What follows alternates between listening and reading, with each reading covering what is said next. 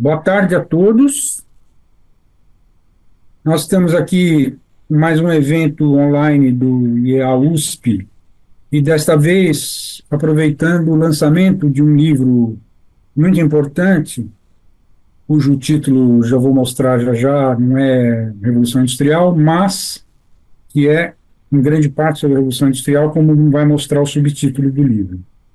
Né, Sérgio, se você quiser já avançar um pouco. Então, aí já disse que é Civilização e Inovação, o título, né? E está aí a capa. Esse livro já deve estar nas livrarias, mas nunca se sabe. As editoras mandam para o distribuidor manda para as livrarias. Então, não necessariamente está na livraria mais próxima de vocês. Então, se alguém estiver assistindo simultaneamente e tiver alguma dificuldade, é só entrar em contato com a gente, o que é muito fácil. Então, o autor, que é o nosso grande convidado de hoje, Adhemar Romero, está aí vamos dizer, uma síntese da trajetória acadêmica dele. Eu não vou ficar lendo isso, mas quero dizer que conheço o Adhemar há muito tempo e nós temos uma proximidade grande pelos interesses que tivemos de pesquisa. Então. Que a minha tese de doutorado, que também foi na França, mas com outro orientador, o Marcel Mazoyer, foi sobre agricultura, e o Adhemar esteve um pouco depois, sob a orientação do professor Sachs, fazendo uma tese sobre inovações na agricultura, e ele vai explicar daí que surgiu esse interesse dele em tópicos de história econômica que estão longamente tratados no livro dele. Pode passar? Então, o Diego Viana, como está dito bem lá, jornalista com mais de 20, ele é economista também, né? Ele é ex-aluno da economia lá da FE, da USP, mas há muito tempo que ele faz excelentes entrevistas, principalmente com economistas, mas não só, né? E está aí os veículos, mas do meu ponto de vista é o principal valor econômico. Então eu conheço o Diego já há algum tempo, por causa disso, né? Por causa do valor econômico e das entrevistas que ele faz. Venho há muito tempo observando a trajetória e eu cheguei à conclusão que não há no Brasil melhor entrevistador, principalmente se o tema for economia. Então, eu achei que ele iria se interessar pelo livro e não errei. Então, foi muito bom ele ter aceitado o convite. Então é isso. O que nós vamos fazer agora é passar a palavra para o Adhemar para ele fazer uma apresentação breve, o que é sempre difícil, viu, pedir a um autor que faça uma apresentação breve sobre o seu livro, mas esse tipo de, de evento que nós estamos tendo, é importante que as pessoas não se estendam muito, então o Adhemar vai fazer esse esforço de começar aí com uma breve apresentação do livro e, na sequência, eu passo imediatamente a palavra para o Diego para ele encadear aí algumas perguntas e aí nós vamos, na informalidade, o máximo de informalidade, revezando aí. Eu farei algumas perguntas também, dando um sossego para o Diego, mas, enfim, ele é o principal entrevistador e eu sou o entrevistador complementar, né? Tá bom? Então, Adhemar, muito bem-vindo, muito obrigado por ter aceito essa,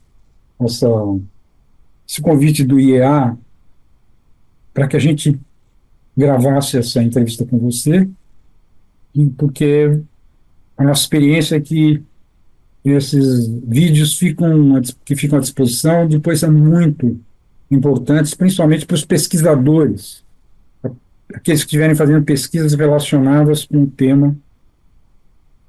Só uma última coisa que eu vou explicar, a expressão que foi colocada como título do evento, né, entranhas da Revolução Industrial, é simplesmente para tentar sair do lugar comum e fazer alguma coisa que chame atenção. Assim, por exemplo, recentemente nós fizemos uma sobre o antropoceno, em que, por antropoceno em crise existencial, também foi uma coisa muito chamativa. Então, assim, eu não sei se foi a melhor colocar entranhas, mas imagino que cria uma certa curiosidade, né? O que, que seriam as entranhas da Revolução Industrial, ainda mais usando a expressão evolução, né? Que é tão enfatizada no subtítulo, sobretudo. Então, Ademar, com você a tarefa de fazer uma breve exposição sobre o teu livro. Bom, boa tarde a todos. Eu agradeço bastante essa oportunidade, né, de discutir meu livro com vocês. Para mim é uma grande honra participar desse programa que você dirige aí no IA. Olha, como eu disse na apresentação, esse trabalho tem uma remonta, né? Minha tese de doutorado na França, nos anos 80, embora o tema da minha tese não tivesse nada a ver diretamente com a Revolução Industrial.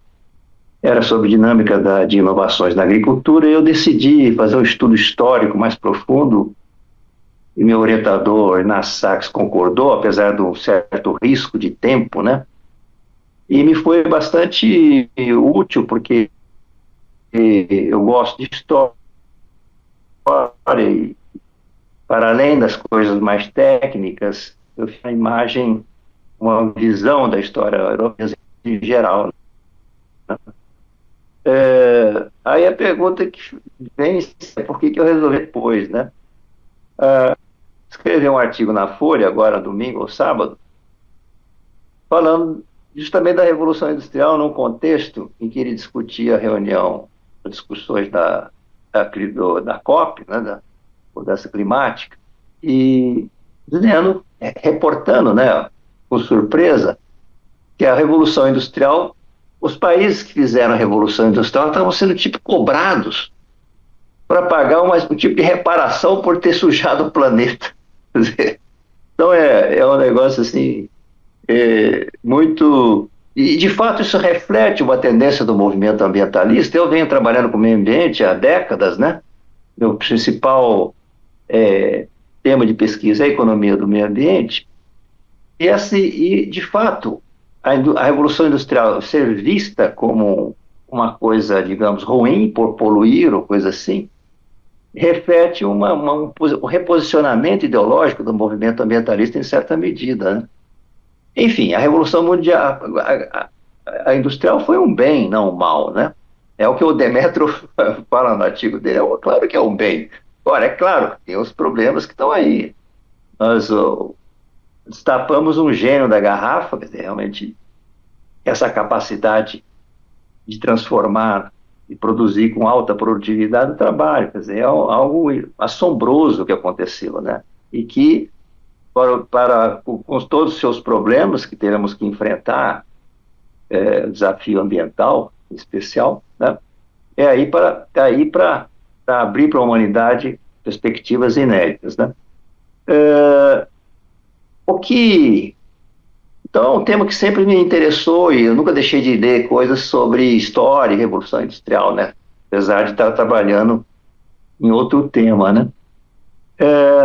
E das leituras que eu fiz, me chamava a atenção nesse debate gigantesco que tem há mais de século sobre a Revolução Industrial. As causas, cada autor levantando um ponto específico, um ou dois pontos específicos, sendo contestado por outros, num contínuo, né, de debate. Tudo bem, é um debate, mas era algo que parecia tem sido sem fim, quer dizer, não se chega a uma conclusão sobre o que é mais importante, etc. E fui maturando sobre isso, que eu cheguei a uma hipótese de que a Revolução Industrial só poderia ser entendida como um processo mais de longo prazo. Isso não foi uma ideia que veio do nada. Eu diria assim, como eu disse na introdução, tem autores que me levaram a isso claramente. Por exemplo, Fernand Braudel, que era diretor da escola onde eu estudei na França. O Braudel tem essa perspectiva, a mesma perspectiva que eu, só que o tema dele não era exatamente a Revolução Industrial, né? O Francis Fukuyama também, quer dizer, então, mas principalmente o Braudel via a Revolução Industrial como um fenômeno de longo prazo, com múltiplos fatores em interação. Foi aí que eu tive a ideia de falar, não, nós temos que pensar a Revolução Industrial como um processo, vamos dizer, civilizatório. E a leitura do Fukuyama me abriu uma perspectiva evolucionária, né, darwiniana, embora o Fukuyama também não desenvolva muito, tá certo? Foi o Zé Eli exatamente que me levantou e estimulou a ir um pouco mais fundo nessa teorização evolucionária e acabou virando uma terceira parte do livro, em torno dos autores, o Hodgson e o Heinrich, que propõe um esquema analítico muito interessante, né? E a minha narrativa substancia historicamente o que eles propõem, né? Agora, me ajudou também muito a formatar, porque eu não iria ler centenas de autores, eu tinha que fazer escolhas. A bibliografia sobre a Revolução Industrial é infindável, né? E o que me ajudou também foi a Deirdre McCloskey. Bom, os que estão na academia sabem bem quem é, uma pessoa, uma escola bem conhecida nos Estados Unidos, mundialmente, né? Inclusive escreve na Folha. A Deirdre tem uma trilogia sobre a Revolução Industrial e ela tem uma capacidade imensa de analisar, de ler, etc. Ela faz uma análise de centenas de autores que trataram a Revolução Industrial. Então, ele foi um guia para mim. E eu, quando estava lendo a Deirdre, eu resolvi conversar com ela. E ela respondeu, né? E aí nós tivemos um debate mesmo, bastante robusto, eu diria, porque ela queria me convencer da tese dela, de certa maneira. Eu concordo com a tese dela, mas não no sentido que ela dá. Mas, enfim, depois nós podemos detalhar isso. Mas o fato é que, então, ela também foi um autor importante e me ajudou a formatar o livro, planejar o livro, formatar o livro, né? Então, essa é o começo. Bom, Bom, acho que... então, já nessa apresentação apareceram várias questões para você, né, Diego? Ele ajudou. Aí eu vi você anotando em momentos em que justamente também eu estava pensando que eram questões. Então, vai lá, você fica à vontade aí para ordenar as É, perguntas do jeito que você achar melhor. bom, obrigado, Zé Eli. Obrigado, Ademar, pela sua apresentação. E, antes de mais nada, obrigado pelo convite para participar desse encontro, que eu ia dizer dessa entrevista, mas eu acho que é mais do que uma entrevista, espero não ficar muito na forma clássica da entrevista. Nessa casa extraordinária que é o IEA. De fato, eu anotei muitas coisas, eu fiquei em dúvida se eu jogava fora todas as questões que eu tinha preparado e me baseava só no que foi apresentado, mas eu queria puxar alguns pontos que eu li na introdução, antes mesmo de falar disso que já apareceu na apresentação. Por exemplo,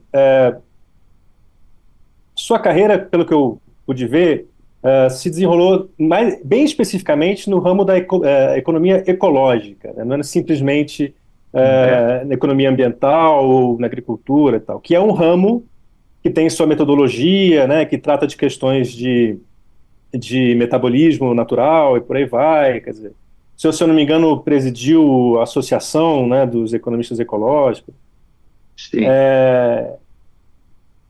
E existe, quer dizer, quando você trabalha num campo com uma metodologia muito bem consolidada, né, mudar de campo, eu imagino que seja um trabalho realmente hercúleo, né? Não sei se dá para transpor simplesmente as ferramentas que o senhor está acostumado a usar, ou se é preciso reaprender, ou enfim. Então eu queria entender essa ponte epistemológica aí entre a economia ecológica e esse estudo de história econômica, né? Que afinal tem, como o senhor mesmo colocou, né, de maneira bem pertinente, uma conexão muito forte com os problemas ecológicos da atualidade, para o bem e para o mal, né? Sem entrar muito nisso. Queria conhecer um pouco dessa ponte aí, pelo trabalho mesmo. Bom, eu acho que, na verdade, foi uma coisa em paralelo, né? Quer dizer, porque eu nunca deixei de me interessar pelo tema, né? Então eu ficava com uma segunda atividade, assim, segundo plano, né? Então, Uhum. embora o foco de pesquisa, etc., como você disse, com todo o ferramental próprio da economia ecológica, etc., me ocupasse a maior parte do tempo, mas eu continuei nas leituras de história e eu diria assim, como eu estudei, meu doutorado foi na escola do Fernand Braudel, o Fernand Braudel era o diretor da escola quando eu estudei, né? Uhum. E então eu li muita coisa, inclusive metodologia de história. Então não foi eu não tive que desviar, digamos assim, parar e repensar algo que tá um pouco na minha formação na França mesmo, né? Na escola do Rodel, né? Então eu diria que não houve uma ruptura, né? Eu vou fazer uma pequena observação e eu espero que seja bem-vindo. Se não for, me avise. Porque, assim, na pergunta, Diego, você induziu a pensar que a economia ecológica, que ocupou a maior parte do trabalho do Ademar e tal, tem um método. E que sair disso para ir para a história seria complicado. Tá? Na verdade, a economia ecológica não tem um método. Você pegar o Journal, que é fabuloso, porque está aí desde praticamente 89, se não me engano, que no fim de 89 que ele apareceu o primeiro número. Saindo com regularidade, com muitos artigos sempre, tem de tudo lá. As É pessoas que se verdade. entendem na economia ecológica, elas Uhum. não fazem parte de um. Elas não têm como, vamos dizer, traço de união o fato de terem algum método. Longe disso.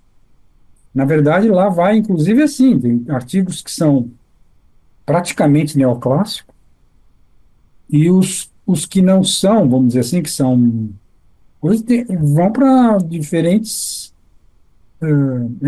Realmente muito diversificado o que aparece na revista. Porque esse seria o melhor critério de dizer, afinal, o que é economia ecológica, a qual o Ademar tanto se dedicou? A referência seria pegar o journal, né?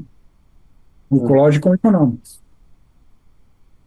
Não sei se Perfeito. vocês acham útil o que eu faço de vez em quando um ou outro reparo, Não, assim. eu acho que Não, bom. muito útil. Muito útil.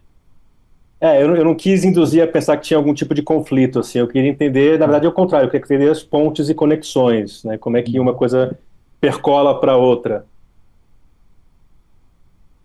Eu acho que uma coisa que divide muitos economistas, e particularmente os professores de economia, é justamente a importância que eles dão para a história econômica. Essa é uma Até na hora um de bom ponto. discutir assim carga horária, quanto que vai dar, quer dizer, o currículo. Um aluno de economia vai ter o quê? Um semestre só de economia, que é o mais comum é isso, de história econômica, né? Só um semestre. E isso é um divisor de águas entre os economistas. Assim. Quando eu descubro alguém que dê importância para a história econômica, sempre me chama muita atenção. Então, eu queria até avisar vocês que o Trump nomeou para o Tesouro um cara que é esse Scott Bessent. Ele é super de Wall Street, é um cara do mercado financeiro, não sei o quê, mas um grande estudioso de história econômica, deu aula de história econômica durante muito tempo também. E isso é um bom sinal, vamos dizer assim, apesar do cara ser. Porque o que é muito comum é que exista uma tendência muito tecnocrática de economistas que acham que nem precisava ter história econômica no currículo. Propósito, arriscando a sair completamente do tema e perguntar algo que eu não tenho nenhum controle e conhecimento, isso é um problema histórico na economia, histórico, na economia mesmo, quer dizer, houve em algum momento, creio eu, na virada do século XIX para o XX, né, um grande debate metodológico entre uma escola histórica de origem alemã, né, uma escola dedutiva, analítica de origem anglo-saxã, que, segundo relatos, não só relatos, mas segundo a gente vê pelos currículos, terminou com a vitória desta última, né? Haveria hoje, talvez, nos trabalhos como o seu, Ademar, e em tendências como a da economia ecológica, como colocou o professor Zaili, uma tendência a retomar essa questão ou a superar essa separação ou algo semelhante? Não, eu acho que não, eu não vejo. tendências nesse sentido. Eu acho que, de maneira geral, não só a história econômica, mas a história em geral, né? Ela é muito mal cuidada, vamos dizer assim, nos currículos, etc., né? E isso é algo que vem sendo discutido há longo tempo. O próprio Fernand Braudel, na França, escreveu um manual que ele dedicou ao colégio, sobre, que chama Grammaire de la Civilisation Française, Gramática da Civilização Francesa. Um manual de história para colegiais, etc., e mesmo para universitários, né? Porque ele considerava que o ensino da história estava muito deficiente. E olha que a França, vocês que conhecem, viveram na França, a França sempre teve uma grande, enfim, sempre deu muita importância a isso. No entanto, o Baudel via com uma decadência, etc., e escreveu esse manual, que é muito, muito bom. Então, eu diria assim, a história é fundamental para se entender o presente e se pensar no futuro, né? E, e é uma pena mesmo que ocorra colocar em segundo plano, o que deveria estar no primeiro plano. Então, eu queria aproveitar uma diferenciação interessante que está logo na introdução, que eu acho que pode ser o coração da sua abordagem, né, do pensamento que está colocado no livro. Que é o seguinte, a dada altura, você diz que não se trata de um estudo, justamente do que a gente vem falando agora, das causas da Revolução Industrial ela mesma, mas sobre o surgimento de uma civilização que abraça a inovação, né, ou seja, que evita a tendência que todo sistema tenha a homeostase, no certo sentido, a entropia, né? E eu acho que pode ser interessante desenvolver um pouco o que muda no seu foco quando se passa de uma pergunta, essa pergunta sobre as causas da Revolução Industrial, para essa outra pergunta. Esse é o ponto central, né? Você foi direto no coração da coisa. Porque, veja, eu me dei conta disso, quer dizer, todos, aí sim, pegando numa perspectiva mais ampla e numa perspectiva evolucionária também, né? Quer dizer, olhar, nós, como espécie Homo sapiens, por exemplo, estamos há 200 mil anos, mais ou menos, esse se calcula, né, da espécie Homo sapiens, né? Nesse período de 200 mil anos, basicamente, a maior parte, 90% desse período, nós vivemos organizados sob a forma de bandos, né? São comunidades de 30 a 70, 80 membros, organizados de uma forma familística, vamos dizer assim.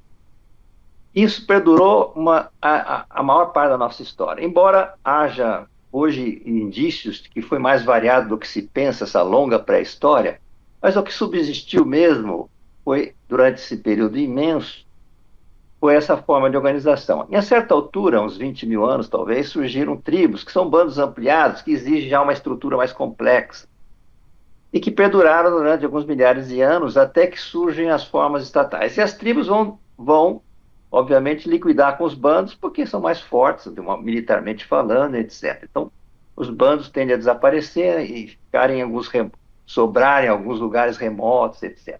E assim foi, numa sucessão. Bom, quando surge o primeiro Estado, a mesma coisa. Então, a pergunta é assim, por que quando surgem então, os primeiros Estados, vão formar as primeiras civilizações, né, é preciso um conjunto de inovações que vão fazer com que essa civilização tome seu formato, uma ordem sociopolítica, cultural, etc. Tá? Muito mais sofisticada do que eram as tribos, os bandos, etc. E essa sofisticação e a quantidade de pessoas agregadas nessa comunidade criam conflitos, variações, quer dizer, aí do ponto de vista evolucionário, quando se passa de um bando para uma tribo e da tribo para um estado, as possibilidades a variabilidade tende a aumentar. Isso, do ponto de vista darwiniano, significa uma evolução mais rápida para algum lugar. Quando o potencial de variabilidade é pequeno, como no caso dos bandos, por isso que foi muito estável durante centenas de milhares de anos. Não surgem muitas variações que possam conferir uma vantagem competitiva para um bando em relação ao outro, por exemplo. Depois a mesma coisa com as tribos, depois, quando surgem os estados, sociedades mais complexas, começam a haver mais variações.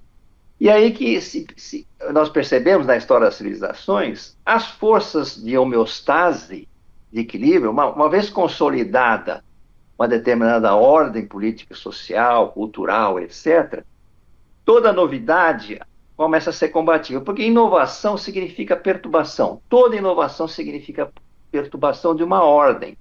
Embora não seja um jogo de soma zero, ela cria, ela perturba, ela cria conflitos com aqueles interesses estabelecidos, muda a dinâmica do trabalho, pode mudar isso, pode mudar aquilo, muda a maneira de ver uma determinada, uma própria cosmologia. Então, a tendência em todas as civilizações no sentido de reagir contra inovações. E com isso conseguir estabilizar. E foi assim mesmo, se estabiliza e depois entra em decadência porque não evolui para formas mais resilientes, mais eficientes. E o que aconteceu na Europa foi diferente, porque esse é o ponto que me veio claro. Quer dizer, a Europa não para de mudar. Quer dizer, a partir de um certo momento, a civilização que se forma na Europa, uma civilização que eu chamo aberta a inovações, porque os estados, por as razões que procurei mostrar no livro, a competição entre estados, a fragmentação geopolítica, nunca se conseguiu unificar a Europa, por mais que se tentasse em alguns momentos. Então havia uma série de estados em competição. E o que é mais interessante? Dentro de cada estado europeu, proto-estado, estado europeu, havia também uma competição, isso é uma coisa inédita, uma competição entre corporações, organizações corporativas. O que quer dizer isso? Organizações que definem suas regras de como deve atuar de acordo com seus membros. Então, por exemplo, uma guilda, uma guilda medieval e profissional é uma corporação que define as regras para os seus membros de acordo com os interesses dos seus membros. A igreja é uma corporação, os monastérios são uma corporação, as universidades são uma corporação, as comunas medievais eram corporações. Então, na Europa havia algo, e isso não havia em outras civilizações, tá? Essa fragmentação dentro de um espaço civilizacional, dentro de um Estado, entre grupos organizados corporativamente. Tá certo? Então, é isso que fazia com que na Europa fosse algo instável, era um equilíbrio instável. Como diz um grande historiador da China, Joseph Needham, que é uma obra monumental sobre a China.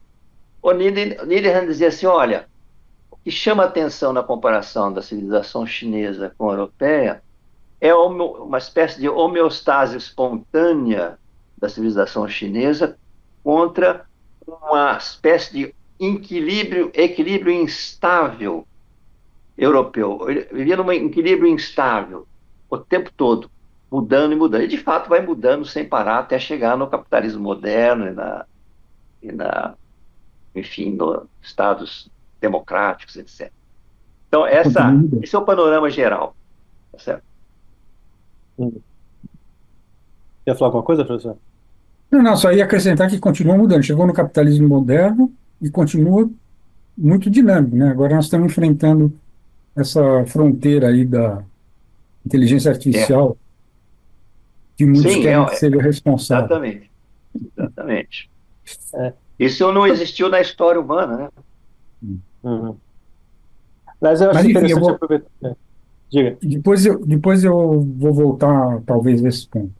Fala, Tá. continua com a tua série. Não, eu só queria aproveitar a resposta, que na verdade já está incluída nela uma outra distinção que tem no livro e que eu acho que pode ser interessante para o público, que é essa distinção entre a inovação e a invenção, simplesmente. Quer dizer, outros povos puderam produzir invenções extraordinárias, as chinesas são bastante célebres, inclusive, né, da imprensa, pólvora e por aí vai, mas elas não chegam a se tornar inovação nesse sentido que vai conduzir à Revolução Industrial, por aí vai. Então eu queria ver se eu poderia entrar um pouco mais nesse detalhe aí.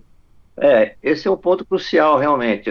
A distinção de inovação e de invenção é que a inovação é uma invenção que tem impactos, ela se difunde, né?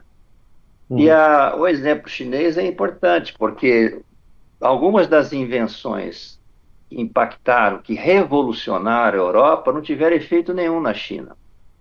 Isso é o que leva a perguntar, e por que não tiveram efeito nenhum na China? Né? Então, esse é o ponto fundamental.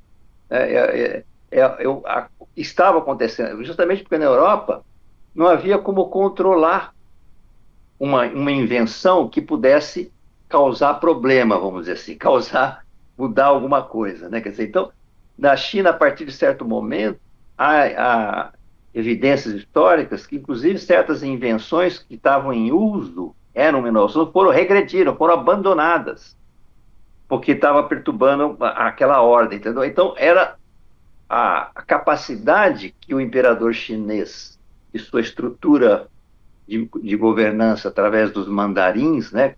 Era uma estrutura de governança extremamente poderosa, autoritária, monolítica. Não havia, era difícil haver fissuras, né?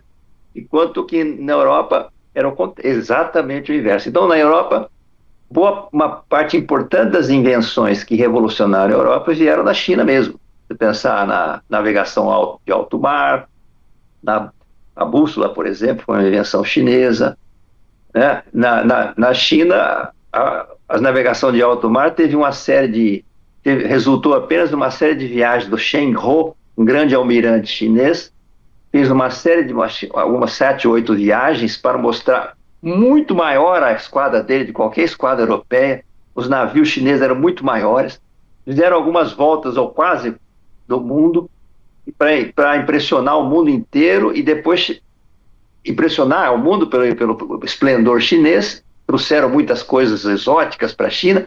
A certa altura, o último imperador que recebeu o Shen Ho, condecorou o Shen Ho, etc, etc, e falou assim, daqui para frente, quem construir navio de alto mar apenas será morte. Mandou queimar a frota inteira. Por quê? Porque mesmo numa posição de força, o imperador chinês, o establishment chinês, viu que não interessava aquilo. O Império do Meio era celestial, era perfeita harmonia. E a expansão, mesmo que numa posição de força que os chineses tinham naquele momento, não era interessante, porque perturbava a ordem. Essa é uma coisa, para mim, muito emblemática. Né? E os chineses poderiam ter feito muito mais, até navegar, tinham condições de fazer viagens antes dos europeus. Né? Então, esse é um exemplo. E na Europa, virou no que virou, quer dizer, foi a expansão colonial europeia a partir dessas. Não só isso, porque os portugueses inovaram bastante também em várias coisas, né? Mas, enfim.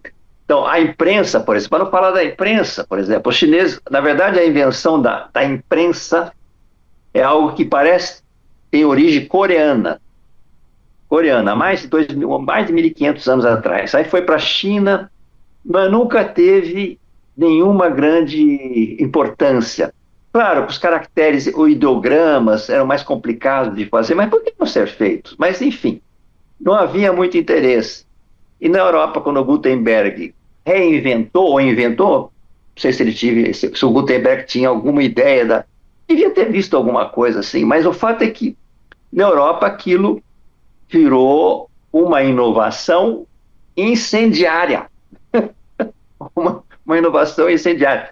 Aliás, um paralelo interessante, justamente quando na Europa a imprensa estava incontrolável, apesar de alguns reis quererem controlar, era incontrolável. No Império Otomano, do lado, a imprensa só podia, o sultão e seus oficiais podiam ter imprensa, era proibido a imprensa, do imenso Império Otomano, tá certo? Então, esse é outro exemplo muito importante de como uma invenção que não tem efeito nenhum em outra civilização, ela é revolucionária na Europa. Né? Um ponto também que eu acho muito interessante pelo fato de aparecer de vez em quando é a história das quase revoluções industriais, que também está mais ou menos sugerido no que já foi dito aí, né? Essa questão do retorno à estabilidade, né? E que também, isso eu acho legal de falar, também se discute isso em relação ao Império Romano, que é mais antigo ainda. Gente que hipotetiza a possibilidade de que Roma, devido ao seu enorme circuito comercial interno pelo Mediterrâneo e devido a uma certa produção padronizada, não vou dizer em massa, porque a noção de massa certamente não é a mesma hoje que ela teria sido naquela época, mas era padronizada, principalmente quando a gente começa a ver os cerâmicas, até as estatuetas, né, objetos de culto, né? Muita gente considera que houve um momento em que quase aconteceu uma espécie de revolução industrial ali, né? Uh, então eu queria ouvir do senhor um pouco sobre esses momentos de quase revolução, se alguma delas poderia ter de fato rompido essa barreira da homeostase, por exemplo. Eu acho que não, pelo que eu pude ver. Por exemplo, Roma, realmente, o Robert Lopes, um grande historiador inglês, ele justamente mostra por que em Roma o que poderia ser uma revolução industrial foi literalmente liquidado, e porque pelo imperador, né? Porque os grandes latifundiários romanos estavam muito mal impressionados, quer dizer, muito temerosos de uma agitação que ocorria no Império, em função justamente da expansão comercial e militar romana. O imperador, não me lembro o nome do qual, resolveu restaurar a ordem, a paz, e dar preeminência aos grandes proprietários de terra, escravocratas, tudo que era novidade que pudesse perturbar isso foi liquidado, tá certo? A mesma coisa na China, mais complexo ainda a situação, porque a China, mais do que o Império Romano, bem mais que o Império Romano, poderia ter feito uma revolução industrial há séculos antes. Houve, inclusive, a destruição de uma expansão metalúrgica que ocorreu numa região chinesa. O imperador mandou o exército destruir uma expansão metalúrgica que estava perturbando a ordem. Então, a China, mais conscientemente, digamos assim, eu tenho um capítulo no livro que chama, num tópico, né, que é a Revolução Industrial rejeitada. Na China, a Revolução Industrial foi conscientemente rejeitada, que poderia levar à Revolução Industrial. Todas as inovações, muitas das inovações, por exemplo, que revolucionaram a indústria têxtil, que, como vocês sabem, por onde começou, vamos dizer, entre aspas, começou a Revolução Industrial, a indústria têxtil. Na China, eles tinham inventado praticamente tudo que foi o que levou à explosão de inovação da indústria têxtil inglesa. E foi simplesmente proibido usar a lançadeira a volante, por exemplo, botou tudo para trás sem manual. Então é uma coisa muito impactante, quer dizer, essa preocupação, consciência clara de que a ordem não poderia ser perturbada e as invenções que poderiam perturbar essa ordem teriam que ser estioladas ou abandonadas, né? Como falou o professor Zé Li quando me chamou para esse evento, aparentemente é uma questão, aliás, talvez se eu quero falar sobre isso especificamente, essa questão da maneira como se ensina a Revolução Industrial, colocando uma ênfase seja nesse lado técnico que a gente estava falando até agora, né, local, intra-europeu, seja na questão da expansão colonial. E eu queria tratar essa questão, mas eu queria torná-la interessante, né, assim, usar um pouco de astúcia jornalística, digamos assim, porque muitas vezes a gente, invertendo o problema, a gente consegue umas respostas interessantes, né?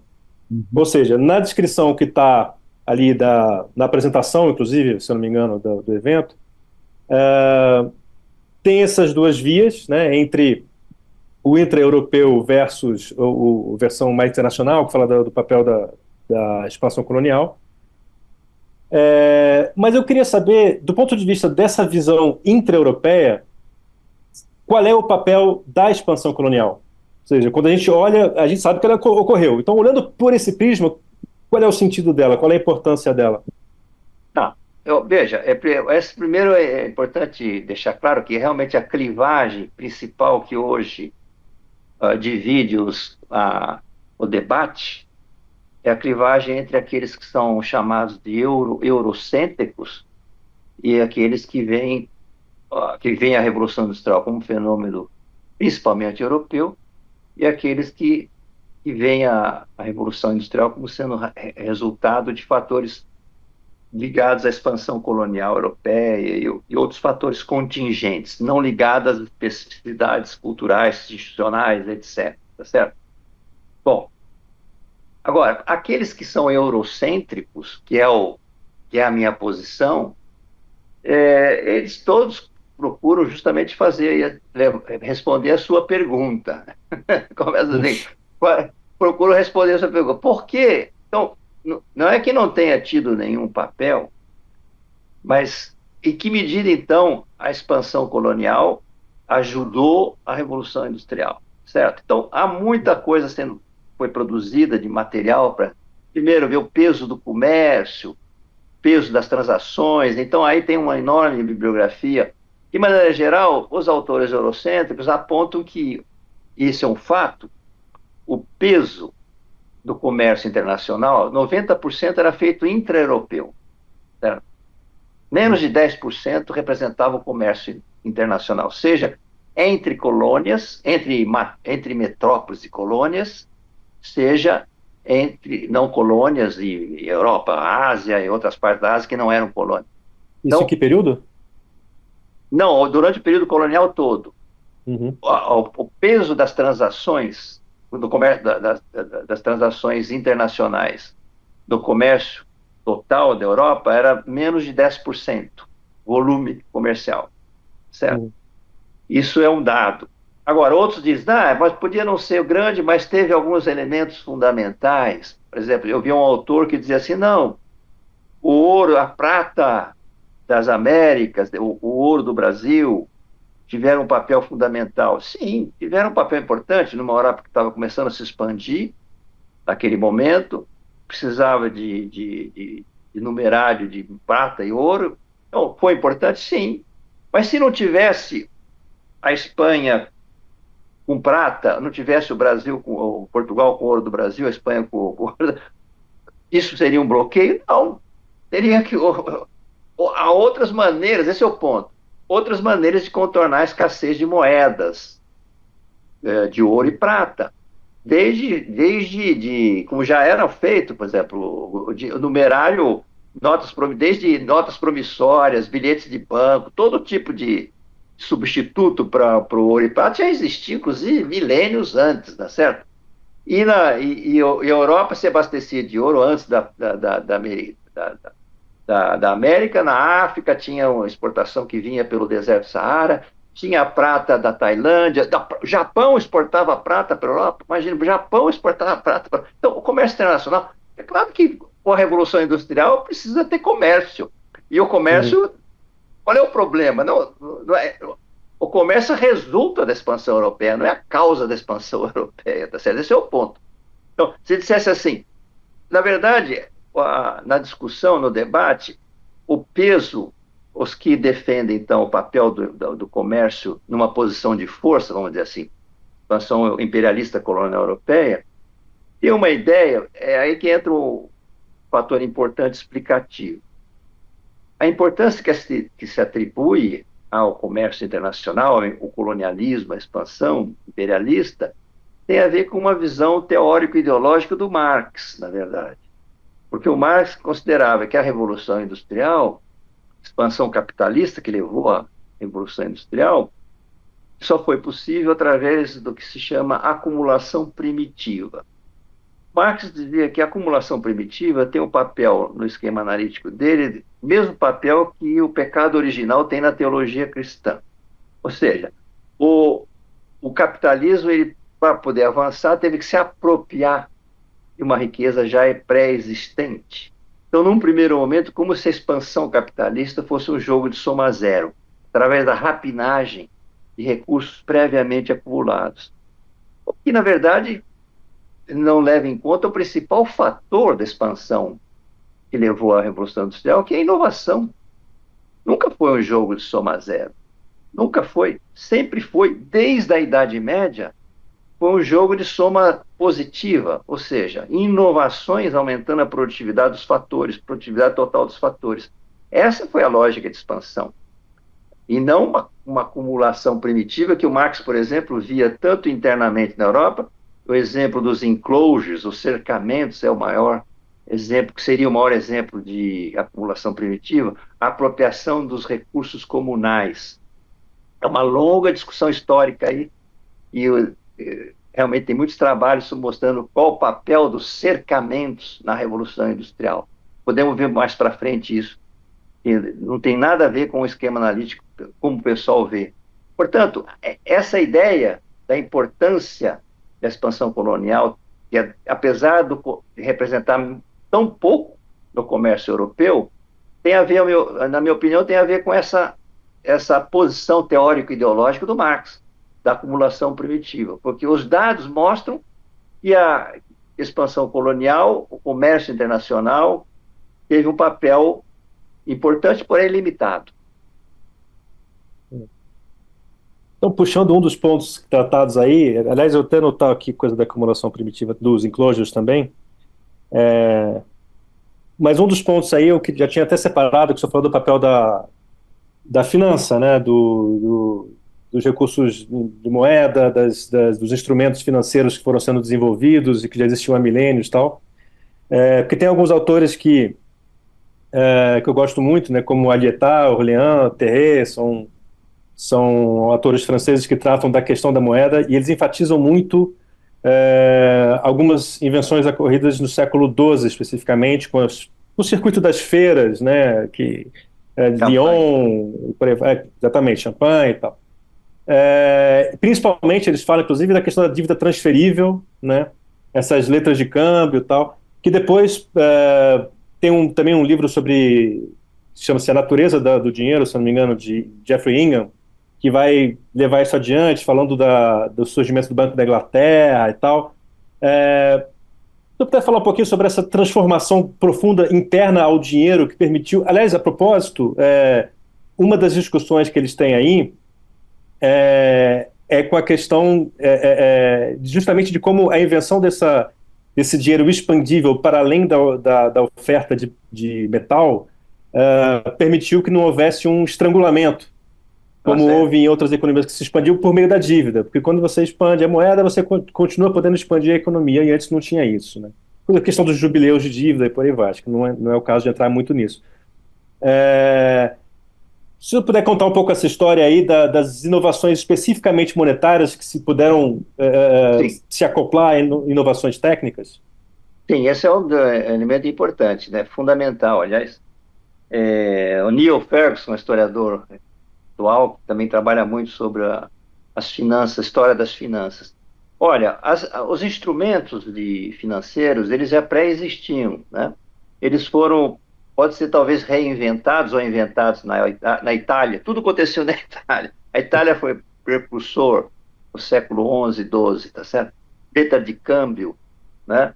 Então, todos esses instrumentos financeiros que foram sendo desenvolvidos, a diferença, como dizia o Brodel, a diferença não está tanto nos instrumentos financeiros que os europeus usavam, começaram a usar desde o século XI. Não tanto porque já existiam em outras civilizações muito parecidos. O que chamava atenção era a escala em que esse uso foi feito. Era uma escala diferente. Por exemplo, você falou das feiras de champanhe no século XII, XIII, teve um apogeu as feiras de champanhe na França representavam uma coisa impressionante no sentido de que tudo convergia, passava por lá, e aparentemente digamos, parecia uma feira de mercadorias, mas na verdade tinha até, obviamente, venda de mercadorias. As economias regionais procuravam vender alguma coisa ali, comércio de cavalo, até isso, mas as feiras de champanhe eram principalmente câmaras de compensação. Câmaras de compensação. Iam para a feira os negociantes para liquidar letras de câmbio, emitir novas letras de câmbio e as mercadorias, boa parte das mercadorias eram mostruários, para fazer depois encomendas. Então, é interessante. Então, claro que havia, como eu disse, algum comércio, sim, mas era já nesse momento, no apogeu das feiras de champanhe no século XIII, era basicamente isso, uma câmara de compensação, onde as letras de câmbio vinham se convergiam para serem liquidadas e novas serem emitidas. Então, na verdade, há estimativas variadas, mas digamos assim, o total do volume que entrava ali, acabava que moeda sonante ficava 10% para ser pago em moeda sonante. Tudo mais era compensação. Isso no século XIII, tá certo? Então já era muito avançada o desenvolvimento das finanças na Europa medieval, tá certo? Então esses instrumentos de criação de moeda e principalmente uma coisa importantíssima, a invenção da dívida pública do Estado. Invenção ou reinvenção, não importa, que isso aconteceu em Veneza, principalmente no século XI, final. O Estado lançar, como se fosse lançar bondes do Tesouro, enfim, o Estado se financiar através da dívida pública. Isso foi um elemento fundamental de expansão, obviamente, e os Estados, e aí sim, você mencionou a criação do Banco da Inglaterra, etc. E a Inglaterra teve uma trajetória sui generis, até é uma das razões que explica por que começou na Inglaterra a Revolução Industrial. A Inglaterra conseguiu avançar muito mais na organização das finanças com a criação do Banco da Inglaterra, e um Banco da Inglaterra, que aí entram fatores culturais, institucionais. O Banco da Inglaterra foi criando uma tradição de honrar compromisso, e tem a ver também com, obviamente, o parlamento. Por isso que as coisas estão ligadas, tá certo? Na Inglaterra teve um desenvolvimento precoce do parlamentarismo, quer dizer, o rei, vejam, lembre-se, em 1215, a Carta Magna. A Carta Magna é de 1215, ou seja, a Carta Magna que dizia que o rei não poderia taxar sem ter aprovação do parlamento.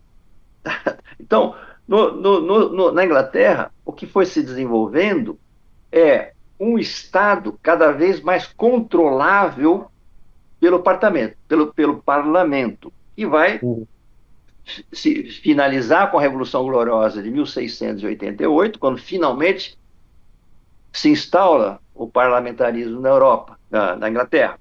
Então, o Estado inglês, ele tinha condições de se financiar a uma taxa de juros muito mais barata, metade da taxa de juros da França.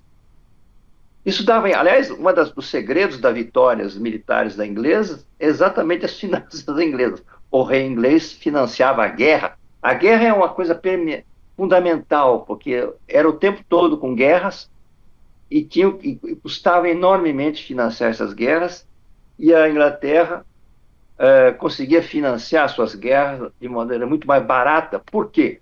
Porque o parlamento aprovava criação de um imposto específico para financiar a dívida do Estado inglês. Então, é como o Tesouro Americano. Todo mundo quer comprar bonds do Tesouro Americano porque considera que é confiável. Na época, era confiável os bonds do Tesouro inglês, tá certo? Então, a Inglaterra conseguiu, de maneira muito diferenciada, financiar o Estado a uma taxa de juros muito menor, porque tinha uma tradição de honrar compromisso que foi se construindo. Até então, o que acontecia? Os reis eram financiados por banqueiros que quebravam o tempo todo. Aliás, antes da Inglaterra, do século XIII, XIV, o rei Eduardo III ou Eduardo IV e o seu filho quebraram os florentinos. Os banqueiros florentinos dominavam a Inglaterra, financiavam as guerras inglesas, e aí houve um default, quer dizer, não pagaram, o Eduardo IV não pagou, quebrou Florença. Foi quando os genoveses assumiram o lugar dos florentinos.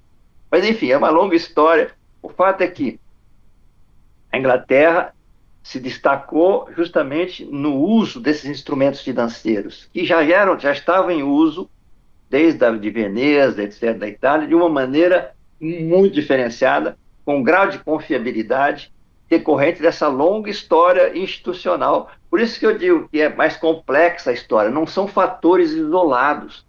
Então, quando a gente vai somando todos os fatores, é um conjunto de fatores. Explica por que o Leviatã Por exemplo, o Leviatã do Estado inglês era confiável, é um Leviatã confiável, como na expressão, numa expressão de um autor da época. O Estado inglês era um Leviatã confiável, coisa rara. Então, é isso, essa é a história complexa, que é o que eu procurei fazer, mostrar todas essas peças do jogo, como é que elas se encaixam, né? E não pensar um fator específico. Então, as finanças foram fundamentais para a Revolução Industrial, sim, certamente, mas as finanças sozinhas não explicam. A próprio fato das finanças serem fundamentais resulta de outros desenvolvimentos culturais, institucionais, etc, etc, né? Então, é essa a ideia. Um pequeno ponto que eu anotei da introdução, mas que, enfim, deve ser mais desenvolvido depois, que é a ideia de uma catástrofe econômica e ecológica no século XIV, que teria sido fundamental. Não sei se o senhor está falando da peste bubônica, enfim, do que É se mais do trata. que isso. Uhum. Sim, eu chamei de catástrofe econômica e ecológica, inclusive porque não é só a peste bubônica, enfim, foi o ápice que culminou com a peste bubônica. Veja, o que aconteceu, houve uma crise do seu feudalismo, para começar, porque houve uma expansão do século XI ao século XIII, 3 séculos de grande prosperidade medieval. As pessoas tendem a ver a Idade Média como um bloco, né? Um bloco único. 1000 anos de obscurantismo, coisas assim.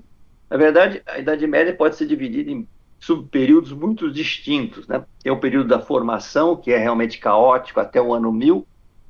Uma vez que se consolida a ordem feudal, uma grande prosperidade vai ocorrer entre o século XI e o século XIII, 3 séculos mais ou menos. Nesse momento, a fronteira agrícola se expande totalmente. Então, o que acontece?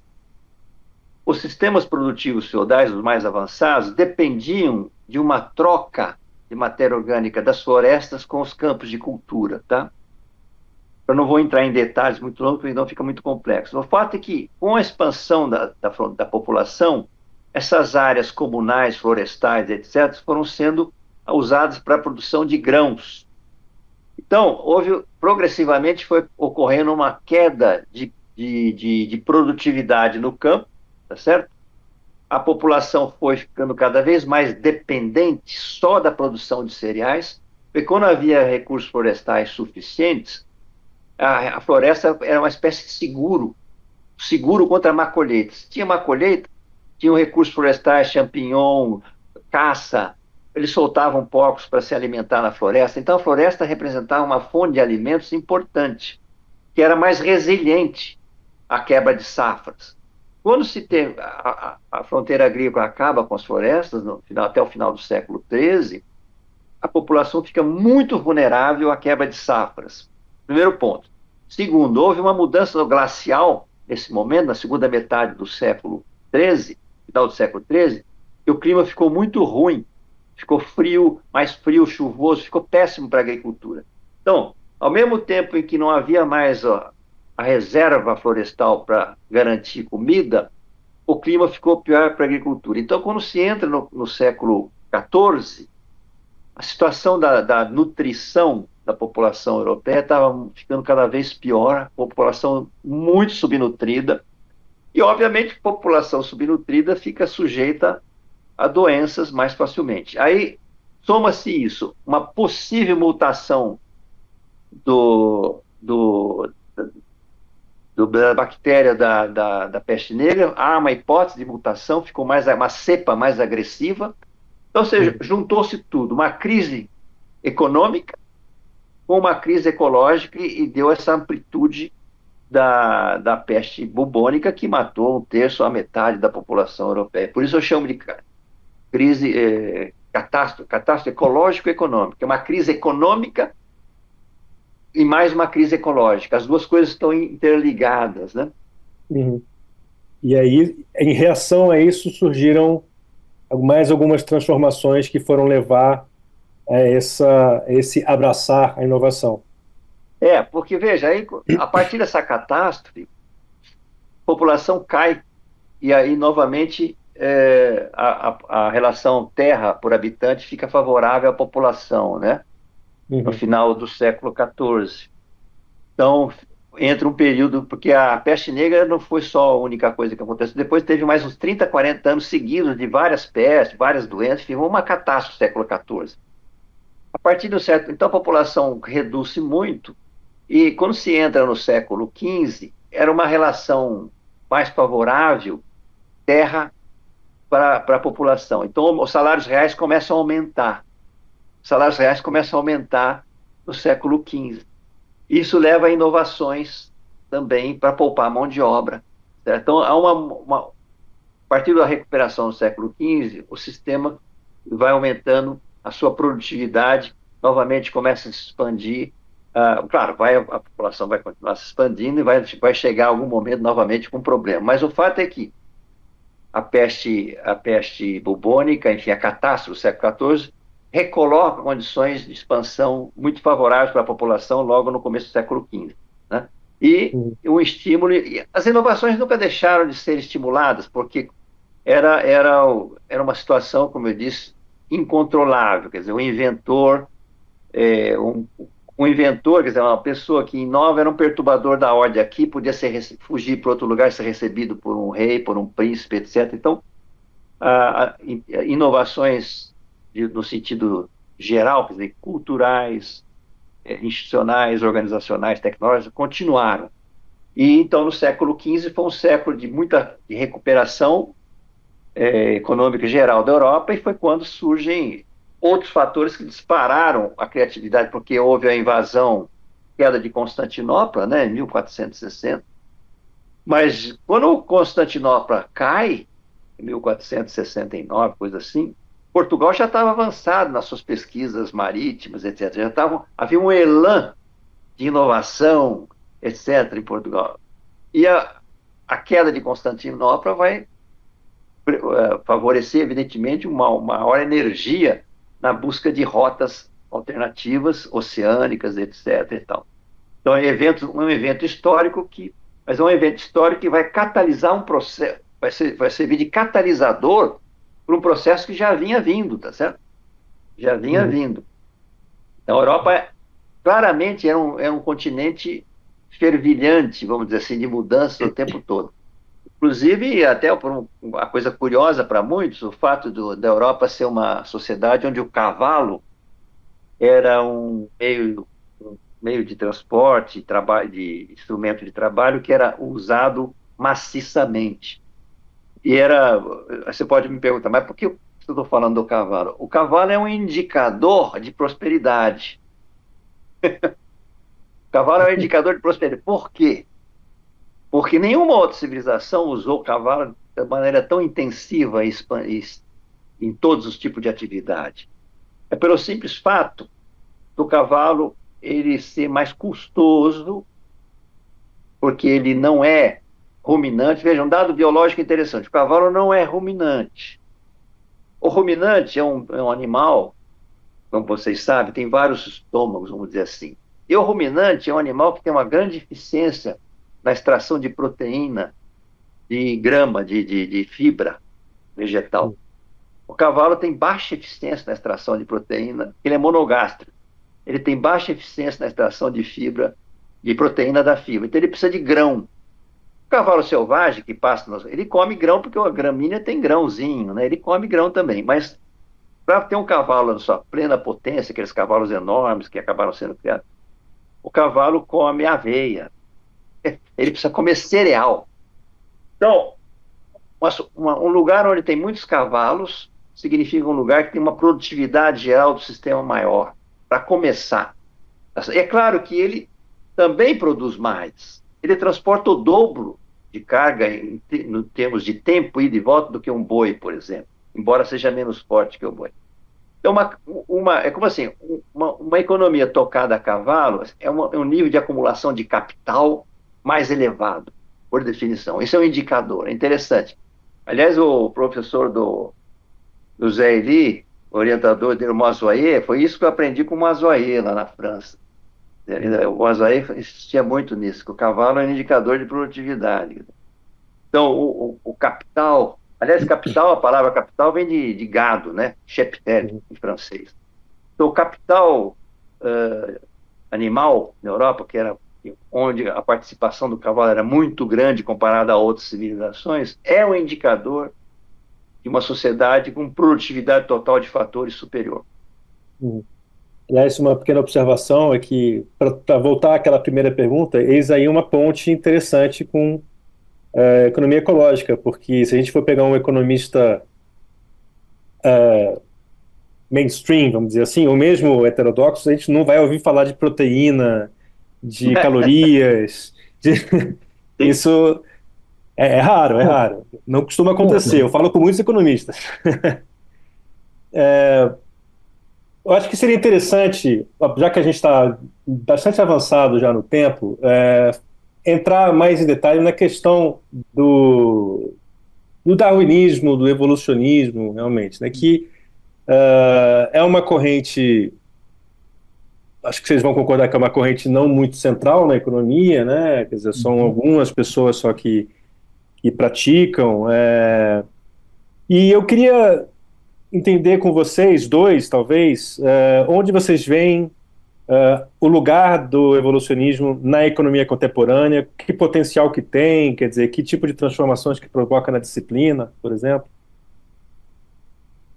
Bem, eu vou começar falando justamente da perspectiva evolucionária da minha narrativa, exatamente. Quer dizer, o que aconteceu, veja, do ponto de vista da seleção de grupos, Deixa eu refazer a pergunta de uma maneira bem mais provocativa.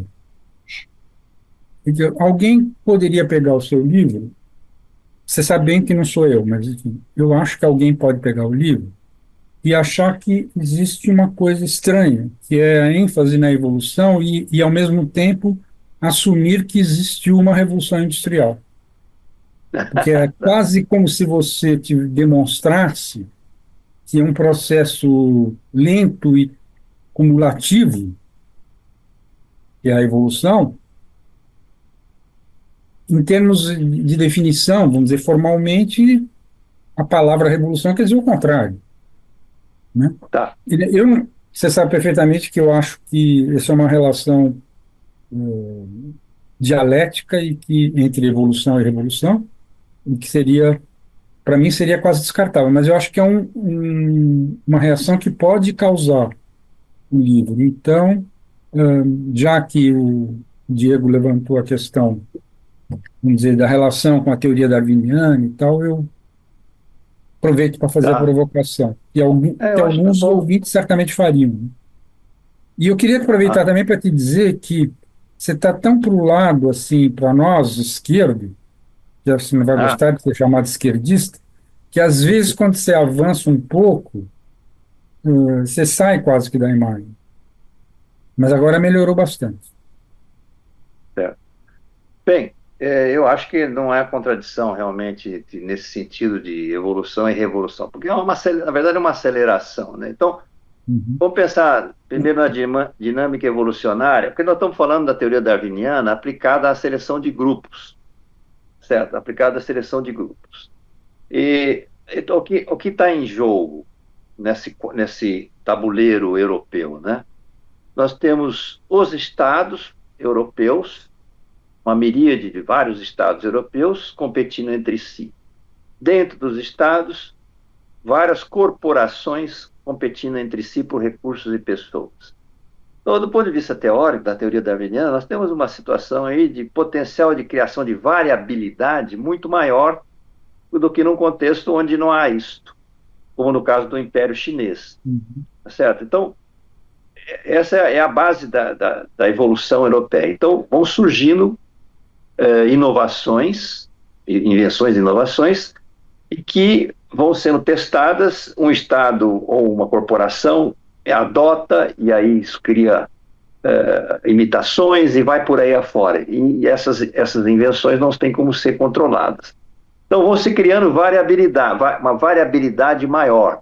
Então, essa é a base da teoria darwiniana de seleção de grupos. Aquele Estado, do ponto de vista, então, por que a Inglaterra sai na frente? Porque lá houve uma variação estava tudo ocorrendo parecido em vários países. Concorrentes mais imediatos da Inglaterra, como a França, estavam próximas.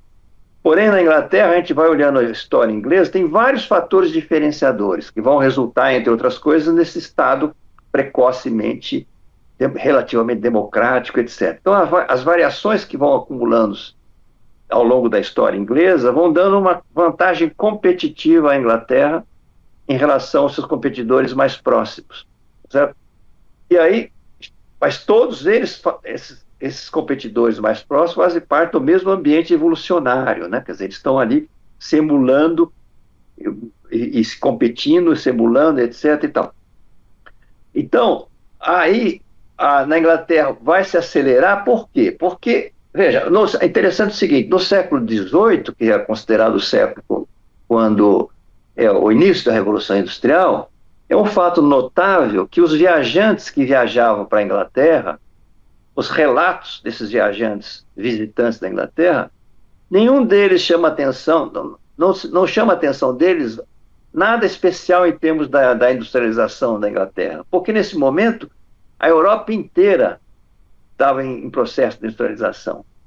No entanto, o que vai chamar a atenção desses viajantes da Inglaterra são algumas peculiaridades institucionais e o fato inédito da agricultura inglesa está passando o campo inglês ser um campo próspero no século XVIII, ao contrário da miséria no campo da França, por exemplo, uma miséria tremenda que levou uma das causas da Revolução Francesa. Então, a Inglaterra, no século XVIII, estou chamando a atenção desse ponto, porque era um fator diferenciador importante. A Inglaterra precocemente fez uma revolução agrícola e foi uma condição necessária para a Revolução Inglesa, para a Revolução Industrial, que vai acelerar-se no século XIX. Então não é contraditório. Então, as condições estavam se formando na Inglaterra para que, no século XIX, o processo de inovação muda de patamar. Mas as condições foram todas sendo criadas nesse ambiente evolucionário, que incluiu a revolução científica. Do ponto de vista científico, a Inglaterra não estava na frente da França, por exemplo. No entanto, a aplicação da ciência nos processos produtivos na Inglaterra vai decolar primeiro, em função das diferenças institucionais na Inglaterra, do iluminismo inglês, etc. Então, vai haver uma aceleração. Então, não há contradição de evolução que aí no sentido da Revolução Industrial, nós estamos falando no sentido estrito de um processo que vai mudar tão profundamente tudo que é revolucionário, mas é uma aceleração de um processo. Né? É uma Como se a revolução fosse um momento da evolução. Exatamente. Mas deixa eu, preocupado com o horário e outras questões que não podem deixar de ser colocadas, eu vou te pedir, até vou juntar duas coisas que deveriam ser separadas, mas eu junto e você separa depois. Primeiro, que eu acho que é bom você esclarecer, porque muitos de quem estiver assistindo e mesmo de quem dá uma olhada no seu livro numa livraria, vai ficar com a ideia de que você, quer dizer, vai ficar na dúvida de qual é exatamente a sua concordância com as teses da McCloskey. O primeiro nome eu nunca consigo pronunciar corretamente, acho que você pronuncia corretamente. Concordância e discordância também, né? Tem as duas coisas. Como? Tem concordância e discordâncias também. Então, o que acontece é o seguinte, toda a primeira parte do livro você lê com a sensação de que você tem concordância total. Até que lá mais para o fim, tem um momento em que claramente você fala, você cita de novo, chama a atenção para a importância das teses dela, mas diz, discordo. Eu até estava procurando aqui para ver se eu localizava a página, mas não achei, não vou ficar procurando mais. Mas, enfim, então seria bom para as pessoas que forem assistir este evento, né, que você aproveite para fazer um esclarecimento sobre assim, como é essa admiração e essa discordância, né, admiração pela obra dela e discordância sobre alguns aspectos. Outro autor que aí não é tão problemático, mas que valeria a pena pela importância que ele tem no momento, para, imagina, para os estudantes, etc., é o Acemoglu, que, aliás, é, assim, muito presente. Ele se colocou a questão das origens da prosperidade, poderia ser um outro título para o. Enfim, é o mesmo tema que nós estamos. As origens da Totalmente. prosperidade, na atualidade, é o capitalismo, de onde vem isso e tal. E ele acaba de ganhar o prêmio Nobel por conta disso. Então, acho que era importante você ter a oportunidade também de dizer, enfim, de fazer um paralelo entre as tuas descobertas e aquilo que você colocou no livro e a sua leitura da obra dele, né? Tá bom. Então, no caso da Deirdre, ela tem uma tese, né, que foi no final do século XVII e parte do século XVIII, houve uma mudança na retórica. O argumento dela é retórico, ou seja, a intelectualidade passou a ser pró-burguesia nesse período. Isso criou um ambiente retórico favorável à burguesia e, portanto, favorável à Revolução Industrial. Porque, segundo ela, todos os fatores, ela considera tudo, os estímulos econômicos para a Revolução Industrial, isso já existia em todos os lugares. Ela tem aquela visão enciclopédica, ela menciona tudo quanto é autor, aconteceu isso, tal lugar, aquilo outro, tudo já tinha, quase tudo. O que é diferenciador na Europa foi essa retórica pró-business, pró-burguesia, que chama de dignidade, os valores da burguesia, etc, etc. Bom, de fato, e ela mostra isso com abundância no trabalho dela, no discurso, como é que a burguesia passou a ser admirada pela intelectualidade. Porque, como ela diz, inclusive diz hoje em várias palestras dela, a intelectualidade foi sempre antiburguesa. Foi sempre antiburguesa. Mas naquele período, ela foi pró-burguesa. Então, eu digo assim, isso foi um fato notável. Então, eu concordo com ela, não tem como não há como negar a demonstração que ela faz da importância dessa retórica. Eu só digo assim, mas é um fato que só poderia acontecer na Europa. Meu ponto é assim, eu não discordo dela, eu digo, mas isso não é ela acaba dando uma importância. Tem um outro autor que chamou a atenção, faz uma crítica, o Gaudi, faz uma crítica também a Dildre, exatamente nesse ponto. Ela mostra que é muito mais complexo, no final ela não resiste à tentação de dar uma importância excessiva a esse ponto. É nesse Isolar a sentido. questão. Isolar, ela praticamente cai nessa tentação que muitos autores caem. Você fala, não, esse fator foi o máximo. O próprio Joel Mokyr, que é um grande historiador, esse é outro fundamental, que ele também ele tem uma perspectiva igual a minha, no sentido de pensar, é uma coisa de longo prazo, vem vindo, mas também o Mokyr, nesse último livro dele, 2016, Uma Cultura do Crescimento, que é uma maravilha, eles dizem, não, porque a partir do século XVI houve uma inflexão decisiva na percepção sobre inovação. Claro que já tinha muita coisa na Idade Média, mas houve uma percepção. Então, essa sempre uma tentativa de fixar num ponto preponderante, né? Então, a Dildre faz isso, quer dizer, então portanto, eu não discordo do que ela diz no sentido de que é importante essa retórica, porém, eu coloco nesse contexto. Só poderia ter acontecido na Europa.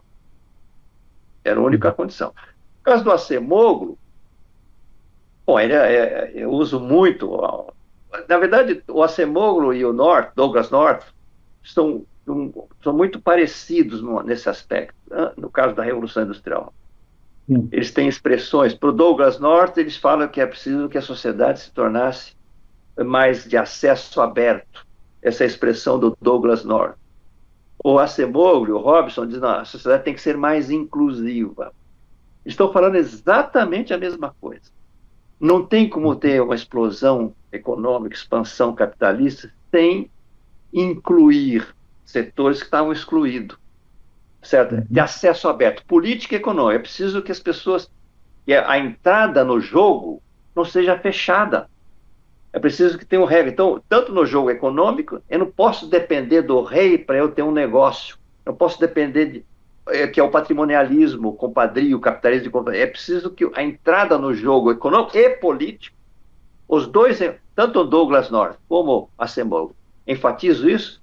Então, o Acemoglu chama inclusivo e não excludente, e o Douglas North, acesso aberto ou acesso fechado. Então, ambos dizem, essencial para a Revolução Industrial, o que aconteceu na Inglaterra, uma situação institucional, e eles focam na Revolução Gloriosa de 1688, certo, eu não discordo deles, mas o meu ponto é sempre, sem isso, não teria essa possibilidade de fazer negócios sem depender de favor do rei. Ponto. Essa é a posição dos dois. Então, e o Acemoglu, no livro dele, que ganhou principal, que deu origem ao novo dele, ele aplica, faz uma análise de todos mundialmente, né? Eu, no final do livro, eu faço um pouco, eu uso o livro dele para fazer algumas análises. E é isso, quer dizer, na verdade, os países que conseguiram romper a barreira e se industrializar, é que, de alguma maneira, conseguiram o quê? Autoritariamente, a maior parte, porque tiveram que, não participaram desse ambiente evolucionário original, então foram estados que, de cima para baixo, introduziram as medidas, reformas, etc., para tornar, na palavra do Acemoglu, as sociedades mais inclusivas. Bismarck, na Alemanha, o que ele fez? Exatamente isso. Bismarck foi um grande déspota esclarecido, né? E ele foi imitado na Rússia, foi imitado no Japão. Bismarck falou, não, ele quebrou a espinha dos Junkers, tá certo? Quebrou a espinha que estavam oferecendo uma barreira, tá? Que é a elite agrária alemã, quebrou a espinha dos caras, optou e introduziu reformas fundamentais que eram inclusivas, ou seja, educação fundamental, modelo de educação fundamental universal é o modelo bismarckiano, que os russos, muito a contragosto, acabaram aplicando, os japoneses entusiasticamente. Então, quer dizer, essa visão do Acemoglu, aliás, interessante que no Brasil, no debate sobre desenvolvimento, essas reformas fundamentais de inclusão, elas aparecem de maneira periférica. O debate aqui no Brasil tende a ser muito mais sobre política errada. O Brasil é subdesenvolvido porque fez políticas erradas. É o Bressa Pereira com os preços, ou a taxa de câmbio, ou a financiarização, é isso, aquilo. E os fatores mais estruturantes, fundamentais, ficam no segundo plano, quando se é que são falados, né? Enfim, então o Acemoglu vai mais longe do que o Douglas North, no sentido que ele vai aplicar essa dinâmica, essa visão dele para explicar o desenvolvimento em vários lugares do mundo, que eu acho muito penetrante essa análise deles, explica muita coisa realmente. Eu tenderia a dar a palavra ao Diego para uma última pergunta, porque nós já estamos quase nos aproximando do final, mas tem um ponto que talvez valha a pena você tentar responder, se possível, curtinho, para ele poder fechar, viu, Adhemar? Que é o seguinte: o teu livro, mal ou bem, induz a pensar que a Revolução Industrial não poderia ser possível sem que houvesse as liberdades que permitiam que as inovações florescessem, e, ao mesmo tempo, enquanto ela ocorre, ela tende a favorecer um regime democrático, né? Tem um problema aí, que é o problema da China, que é assim, ele confirma enquanto não fez, mas recentemente a China fez mais até do que uma revolução industrial, né? E o regime lá continua sendo, você chama de semi-autocrático, alguma coisa assim. Não, Você chega de, totalitário. você não chama de Eu chamo semi-totalitário. semi-despótico, algo Semi-despótico. assim. Pois é, mas no caso da China é um problema, não que estou querendo que você resolva o problema, eu acho que é um problema que está colocado para todo mundo, essa China mais recente, é de que as inovações lá não são reprimidas, nem um pouco, e ao mesmo tempo você tem uma estrutura estatal que é parecida com a de uma autocracia, né? Eu vi alguns autores que tendem a explicar isso, inclusive com dados empíricos, muito interessantes e tal, mas até hoje não vi nada de muito. Não sei se você percebe que alguém que leia o teu livro vai ficar com essa pergunta. Eu procuro dar uma resposta no finalzinho sobre isso. Veja, quando fala em inovação, não estamos falando só de tecnologia, certo? Uhum. Então, a China reprime ferozmente toda inovação cultural, institucional, certo? Qualquer contestação ao regime é reprimida ferozmente. Portanto, a pergunta que fica é assim, bom, é possível um país ser dinâmico tecnologicamente e reprimir tudo ou mais? Porque, veja, eu estou falando em inovação num leque, inovação No cultural. caso, é um regime que se especializou em selecionar as inovações que ele vai permitir. Exatamente, inovações Ele, tecnológicas. ele seleciona.